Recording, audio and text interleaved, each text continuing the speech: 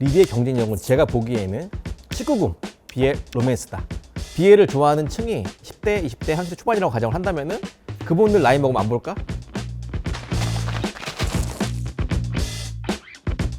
파보니까 오늘 파볼 기업은 리디예요. 올해 상당히 나오고 있어요. 시총이 1.5조로 평가되고 있습니다. 저희가 처음에 기획을 하면서 예스24와 알라딘이랑 비교하면서 전자책 시장을 보려고 했어요. 근데 웬걸? 재무제표랑 서비스를 들여다보니까 리디는 전자책 기업이 아니야.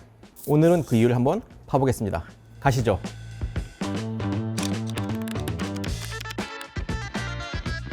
일단 리디가 대단한 게 창업 시기가 2008년 5월이에요. 아이폰이 2009년에 들어왔단 말이죠. 그것보다 약간 1년 빠르다. 결과적으로는 타이밍이 기가 막혔다. 일단 기존에 옛날부터 책이라는 도구는 이동성을 전제하고 만들어진 게 아니에요. 책 보는 데 어디예요? 도서관, 책상, 학교잖아. 근데 전자책은 뭐냐? 핸드폰으로 보잖아요. 아이폰이 들어와서 가장 큰 영향을 미친 게 생활 습관이 달라진 거예요. 리디는 그래서 여기에서 개발에 집중해요. 이 문제를 해결하기 위해서 기술을 활용한 거죠. 리 대표님이 우리는 기술 기업이다 라고 말을 한 것도 그런 맥락이에요. 근데 약간 리디가 그때 당시에 해외에 있는 어떤 비즈니스를 참고를 했을까요? 했겠죠. 이게 사실 저는 이것도 이제 나중에 쓰려면 써요. 독일의 기업 중에서 로켓 인터넷이라는 것이 있어요. 로켓 인터넷이라는 것이 있는데 거기는 이름 되게 이상하잖아.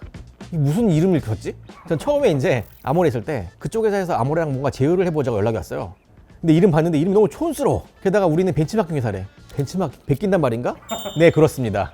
한 지역에 있는 거를 잘된 것들을 그냥 그대로 베껴서 오는 거예요. 이 지역이 없으니까. 되게 좋은 비즈니스 모델이에요. 그래서 제가 보기에 리 대표님이 삼성에 계시면서 봤겠죠 아마. 그리고 미국은 우리나라보다 시장 크잖아. 전자책, 오디오북 훨씬 크단 말이죠. 다 봤을 거 어떻게 크는지. 근데 사업이란 거는 아이디어는 되게 생각보다 중요하지 않아요 여러분. 이거를 했는데 잘하냐 못하냐가 중요한 거예요. 운영이 정말 중요하다.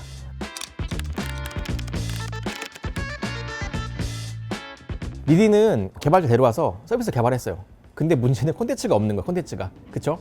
교보문고나 다른 대형 서점들은 출판사 네트워크 있잖아요. 근데 리디는 없다. 그래서 어떻게 해야죠? 영업해야죠. 근데 문제는 처음에 출판사들이 제휴를 안 하려고 했어요. 이거 파일로 다운받으면 돌려보고서 안 팔리는 거 아니야? 이 시장이 늘면은 기존 시장이 줄지 않을까? 이런 생각을 가지고서 제휴를 잘 안 해주려고 그래요. 근데 저 같아도 그럴 것 같아. 근데 그래서 리디가 선택한 방법은 처음에 숫자로 보여줍니다. 얼마나 팔았는지 보여줄게. 빠르게 실시간으로 보여줄게. 근데 이 데이터를 보여주는 게 의미가 있어요. 왜냐면 기존에는 이 데이터가 클리어하지가 않았거든. 그쵸? 이 출판 업계가 생각보다 클리어하게 데이터가 오고 가는 곳이 아니에요. 근데 리디는 보여줬다. 그리고 해보니까 이 데이터가 증명을 해요. 알고 보니 기존에 실물책을 보는 분 그리고 전자책을 보는 분 이 두 부류가 다른 거예요. 이게 결과로 나오니까 그 많은 업체들이 제휴를 진행합니다. 그래서 단기간에 시장 점유율 50%를 차지합니다. 근데 문제가 있어요. 문제가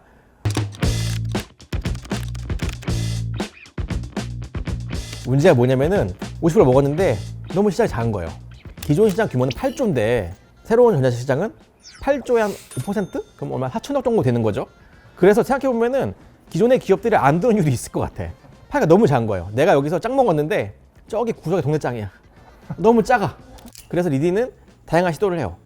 우리가 흔히 알고 있는 단말기, 그쵸? 리디는 태블릿을 만들어요.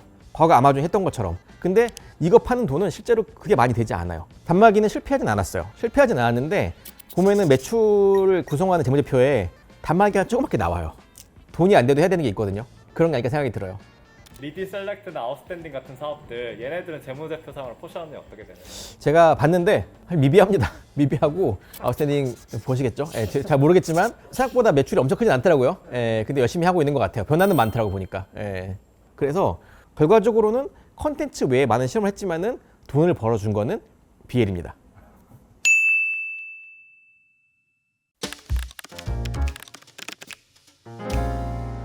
사실 제가 옛날에 리디에 근무하던 분과 얘기해 본 적이 있었어요. 실제로 만나보니까 다른 얘기가 들리는 거예요. 뭐냐면은 BL로 돈을 벌고 있다. 이 얘기를 들었어요. 근데 그 당시가 2018년 정도 된 것 같아요. 그러니까 지금보다 상당히 오래된 얘기죠. BL을 판다? 기존 서점분들은 상상도 못한 일일 거예요. 그쵸? 이걸 내가 팔어? 심지어 돈이 되고 안 되고를 떠나서 테스트를 할 수조차 없는 거예요. 근데 리디는 이미 테스트를 하고 있었고 수익이 나고 있다는 게 더 중요합니다. 제가 보기에는 기존에 출판 사업을 하면서 봤을 거예요. 이게 마진이 되나? 이 정도로 돈이 될까? 그리고 기존 소설들은 어떻게 되죠? 돈을 벌려면은 서점 가서 팔아야 돼. 근데 웹소설은 실제로 편마다 과금도 되고요. 나중에 잘 내면은 이걸 또 바꿔 웹툰으로 영화도 돼.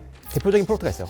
상소리 나무 아래라는 제품이 있거든요. 근데 이 제품은 처음에 소설이었어요. 근데 너무 인기가 많아지니까 웹툰도 나왔고요. 심지어는 OST가 나왔어요. 근데 OST 누가 불렀냐? 에일리가 불렀어요. 주류 가수가 부른 거잖아요. 누구나 들을 수 있는 형태가 된 거예요. 그래서 리디는 2020년에 개편을 하는데요.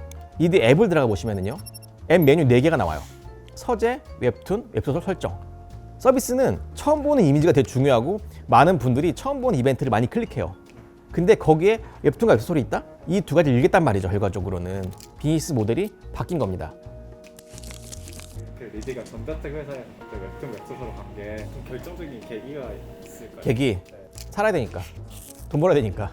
제가 보기에는 이런 변화들은 어떻게 많이 일어나냐면은 데이터나 실무진들의 경험이 커요. 그게 왜 그러냐면요. 기존 기업들은 어차피 가만히 있어도 안 망해. 여러분 다 아시다시피 기존에 1위 회사야. 그러면은 성장 못해도 이익이 나요. 굴러는 간단 말이지. 살아가는 돈이 있으니까. 근데 스타트업은요 적자야. 그리고 펀딩이 안 되면은 망해. 어차피 망한다 이거야. 내가 안 변하다 망하나. 이대로 가다 망하나. 그래서 항상 변화를 꾀할 수밖에 없어요. 리디의 경우에는 다행히도 다수의 테스트 해봤단 말이지. 그래서 어느 시장 가야 되지? 이런 고민했을 거예요. 근데 리디의 특징은 제가 보기엔 더 과감한 게 있어요. 19금 시장은 이건 아무나 못하거든요. 이게 돈이 된다 그래도 사실은 접근하기가 좀 어려워.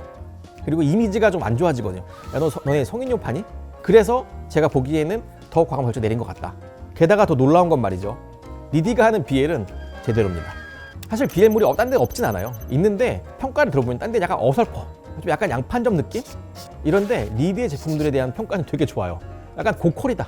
팬들이 좋아하는 거는 양판이 아니에요. 원래 그분들은 매니악한 분들이거든. 그쵸? 그래서 리디가 한 결정은 진짜 팬들의 취향에 딱 맞는 전략이다 라고 생각하고 있어요.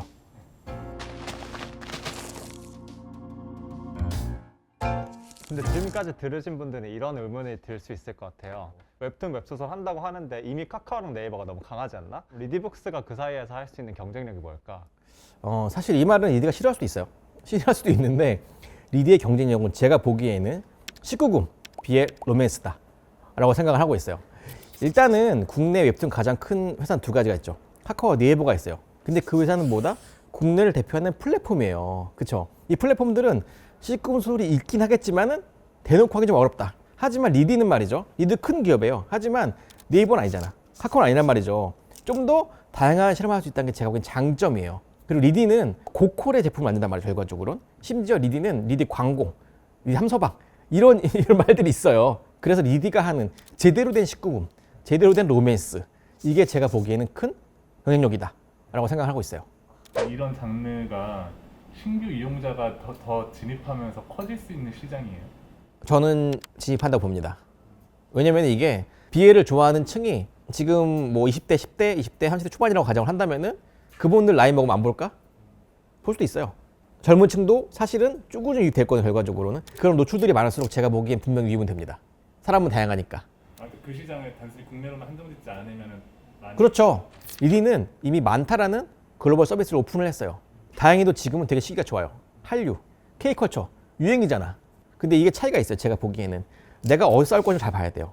가서 네이버랑 카카오 이길 수 있을까? 마블 이길까? 못 이겨요. 똑같이 가야 돼요. 메인스트림을 벗어난 곳, 니치한 곳을 가야 한다. 미국도 있겠죠. 남미도 있겠죠. 분야마다 있단 말이죠. 우리가 가지 못한 특이한 문화가 다 있단 말이죠. 그것들을 파야 된다. 결과적으로 저는 앞으로도 이런 취향의 다변화가 산업을 만든다 생각하거든요. 리디가 가지고 있는 분야는 충분히 큰 돈이 될 수 있어요. 근데 중요한 게 하나가 있어요. 리디가 뭘 하든지 읽지 말아야 될 것. 테스트를 해가면서 앞으로 나가는 것. 본인이 가지고 있는 정체성. 작은 마켓을 만들어가면서 큰 마켓으로 키우고 새로운 시도를 하는 것. 이게 바로 리디가 잃지 말아야 할 거예요. 리디는 실제로 매출이 엄청 늘고 있어요. 늘고 있고 지금 리디 매출이 1,500억 정도 되잖아요. 결과적으로 올해 2,000억 정도를 바라보고 있는데 수익 구조를 제치더라도 볼륨 면으로도 의미가 있다. 2,000억 정도 하는 데가 많지 않아요. 그렇게 생각보다. 그래서 성과를 내고 크게 달리고 있고 그리고 숫자도 나쁘지 않다. 일단 변화를 한 것만도 되게 대단한 회사예요. 변화를 다들 시도하는데 성공하기 쉽지 않거든요. 쉽지 않은데 불구하고 성공을 했다. 앞으로도 이런 변화를 계속 가져간다면은 훨씬 더 클 수 있겠다 라고 생각을 하고 있어요. 자, 오늘 이렇게 리디를 분석해봤고요. 또 제가 디깅했으면 좋겠다 이런 기업이 있으면 댓글 남겨주세요. 다음 시간에 뵙겠습니다.